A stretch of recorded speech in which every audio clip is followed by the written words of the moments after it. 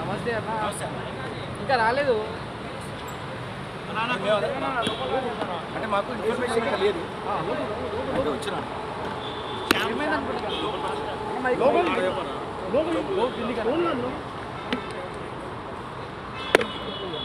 High court advocate Vinod అన్న నాతో పాటు ఆయన రావడం జరిగింది. ఆయన కూడా న్యాయం చేయడానికి మనకు తోడుగా ఉన్నారు. అసలు ఏం జరిగిందంటే అనుకోకుండా జరిగిన పరిణామాలు ఇవన్నీ. ఇదేం కాదు, అనుకోకుండా జరిగిన పరిణామాలు. మంచి వాటినటువంటి సందర్భంలో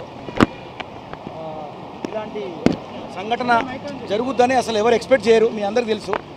మన ఇంట్లో కూడా కొన్ని శుభకార్యాలు ఉంటాయి, అనుకోకుండా చిన్న చిన్న ఏదో జరుగుతూ ఉంటాయి. అది మనకు సంబంధం ఉండకుండా కూడా కొన్ని జరుగుతాయి. అవి మన ఆనందంలో కొన్ని అపార్థాలు జరుగుతాయి.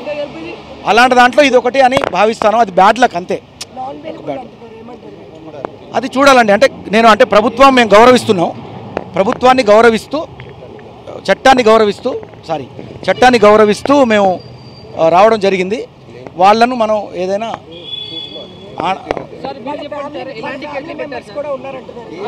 కొంచెం దూరం ఇప్పుడే పోలీస్ స్టేషన్ ఇప్పుడు వచ్చినాము మేము. గారు వచ్చి అడిగారు. ఇప్పుడు ఏమేమి సెక్షన్ పెట్టారు, ఏమి అఫెన్స్ ఏంది, సెక్షన్స్ ఏం పెట్టిరో చూసిన తర్వాత అప్పుడు బెయిలబుల్లా నాన్ బెయిలబుల్లా చూసిన తర్వాత అది అనుకోని సంఘటన. ఇప్పుడు చాలామంది ఫ్రాన్సెస్లో ఒక్కొక్కసారి దురదృష్టవశాత్తు అట్లాంటి సంఘటనలు అవుతాయి. అలాంటిది బోలన్న గారు దగ్గరుండి దీన్ని పరిశీలించేసి ఈ తమ్ముడికి ఒక రైతు బిడ్డ ఆయనకి ఏం తెలియదు, కొత్తగా వచ్చిండు, ఆయనకు తెలియకుండా జరిగిన సంఘటన కాబట్టి చట్టాన్ని గౌరవించాలి కాబట్టి ఆయన తీసుకొచ్చిండు. ఇప్పుడు పోయి ఏమేమి పెట్టిరో చూసిన తర్వాత ఫర్దర్గా బెయిలబుల్ పెడితేనేమో ఇక్కడనే స్టేషన్ బెయిల్ తీసుకుంటాం. నాన్ బెయిలబుల్ పెడితే దాన్ని చట్టపరంగా ఏం చేయాలో అని చేసుకుంటాం. అది మాకు తెలియదండి. నాకైతే తెలియదు. మీరే మొదటిగా వచ్చారు. ఇంతవరకు ఎవరు రాలేదు. రన్నర్ పైన ఎవరు రాలేదు. దాని గురించి సారీ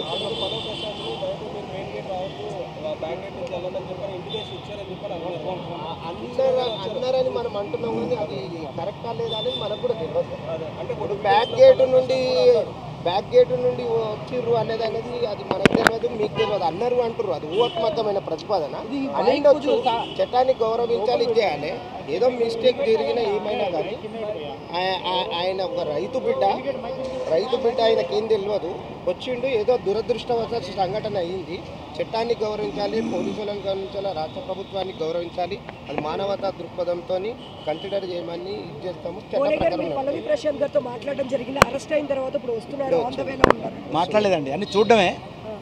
బాధపడ్డాను అంతే. ఇంకా అంటే ఇట్లా అంటే ఇంత మంచి ఆనంద ఉత్సవంలో ఇట్లా ఎందుకు జరిగింది, అసలు ఏం జరిగిందో నాకు తెలుస్తలేదు అసలు. ఫస్ట్ నేను కూడా నా కారులో కూడా వస్తున్నప్పుడు చాలామంది జనాలు, అంటే ఒక సెలబ్రేషన్ జరిగేటప్పుడు జనాలు గుమిగూడతారు. అందులో రకరకాల వ్యక్తులు ఉంటారు. కొంతమంది వ్యక్తులతో అంతమంది జనాలకు బ్యాడ్ నేమ్ వస్తుంది.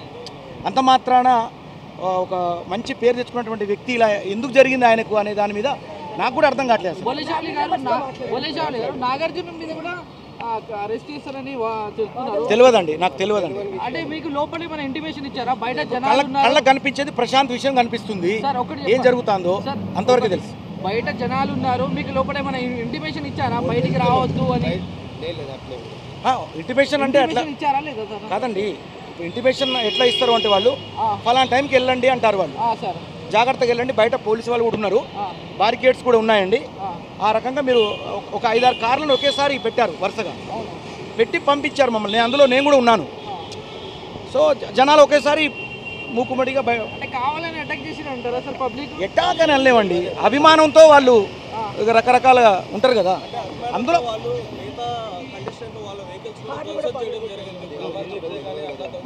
ధ్వంసం అంటే ఒకటండి, ఇప్పుడు 100 మంది మంచాలు ఉన్నప్పుడు 2-3 అందులో ఏదో చేసి ఉండొచ్చు బహుశా, కానీ అంత మాత్రాన అది నాకైతే దాని మీద నాకు అవగాహన లేదండి. అంటే వాళ్ళు కావచ్చు దాని మీద తన కేసులు అయిన విషయం అసలు తనకే అర్థం కాలేదు ఎందుకని.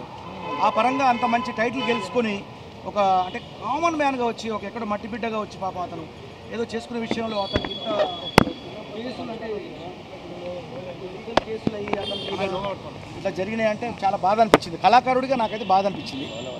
ఒక మానవతా దృక్పథంతో ఇక్కడ రావడం జరిగిందండి అంతే. పోలీసు వాళ్ళు వద్దంటున్నా కానీ ర్యాలీ చేశారని రిలీజ్ అయింది, దాని వల్లనే ఎక్కువ ఎఫెక్ట్ అయిందని. అంటే మీరు వెళ్ళండి వెళ్ళండి అని అది చూశాను నేను అంతవరకే, కానీ అది దాని గురించి కరెక్ట్గా నాకు కూడా పూర్తిగా అవగాహన లేదు. అంటే నేనేంటంటే అండి ఇప్పుడు పల్లవి ప్రశ్న అంటే ఒకవైపు నుంచి చట్టాన్ని నేను గౌరవిస్తే మాట్లాడుతున్నా, ఇదే తర్వాత ప్రెస్ను గౌరవిస్తూ చట్టాన్ని గౌరవిస్తూ మాత్రం నేను మాట్లాడుతున్నా అంతే. జరిగిన అన్ని సంఘటనలు మీకు తెలుసు, దాని ప్రకారం రావాలి కదా తమ్ముడు. ఇప్పుడు నేను లోపల అతనితో ఎలా మీకు తెలుసు కదా, తను రైతు బిడ్డకు వస్తే నేను పాట బిడ్డకి వెళ్ళాను, తను గెలవాలని నేను కూడా సపోర్ట్ చేశాను, శివాజీ అన్నతో సహా అందరూ సపోర్ట్ చేశాను. అలాగే బయట అతనికి ఇట్లా జరిగినప్పుడు ఎవరో మనకు తోడు ఉండాలి కదా, మన బాధ్యత అది. ఇప్పుడు ఇప్పుడు అది ఒక క్రిమినల్గా కళ్ళ ముందు కావాలని చేసిన కేసు అయితే నేను ఒక క్రిమినల్ కేసు చేయలే కదండి.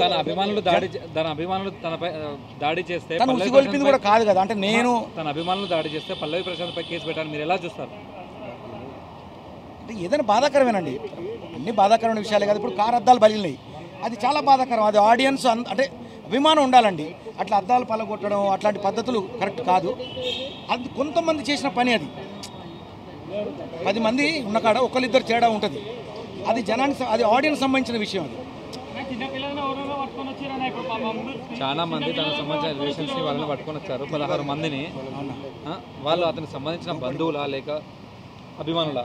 ఎవరు ఈ తీసుకొచ్చారు 16 మంది.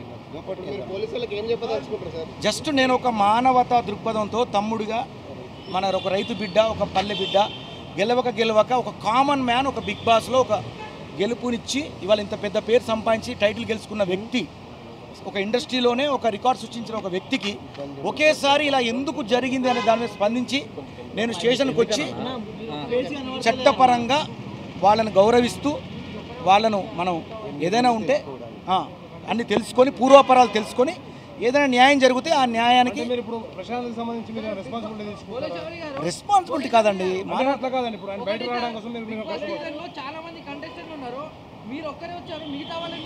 అది నాకు సంబంధం లేదు కదండి. ఇప్పుడు నా మనసు ఏం చెప్తాందో అది చేశానండి. నా మనసు అదే సార్, నేను వచ్చాను కదా.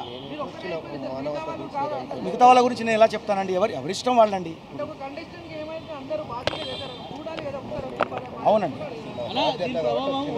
నా బాధ్యతగానే వచ్చాను.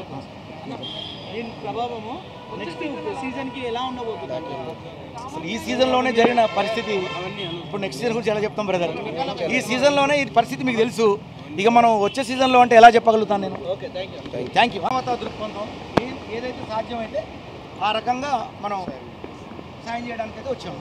అంటే ఇప్పుడు ప్రశాంత్ కాకుండా లోపల 15 ఇప్పుడు అంటే లీగల్గా అంటే మీరు గుర్తుంచుకోండి, ఒక హైకోర్టు లాయర్ ఆయన అన్న వినోద్, సీనియర్ హైకోర్టు లాయరు. ఆ అన్నగారిని చెప్పగానే ఆయన కూడా స్పందించారు బాగా. కాబట్టి చట్టపరంగా అన్ని రకాలుగా పాజిటివ్గా మేము వెళ్ళడానికి సిద్ధంగా ఉన్నాం. అంటే ఇప్పుడు 15 పిల్లలు కూడా చాలా మంది లోపల ఉన్నారు, వాళ్ళకు కూడా సపోర్ట్ చేయబోతున్నారు. తెలియదండి అసలు దాని గురించి నాకు అవగాహన. ఓన్లీ నాకు ప్రశాంత్ తమ్ముడి గురించి తెలిసింది, బాధపడ్డాను, వచ్చాను అంతే, అంతవరకే తెలుసండి.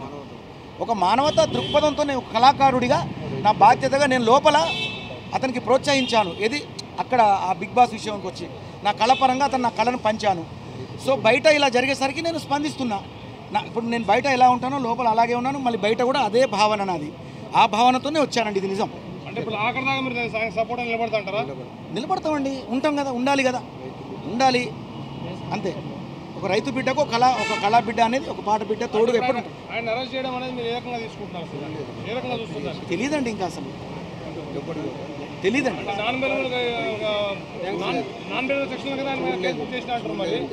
అసలు అది కూడా అంటుంటే విన్నాను తప్ప నాకు తెలియదండి.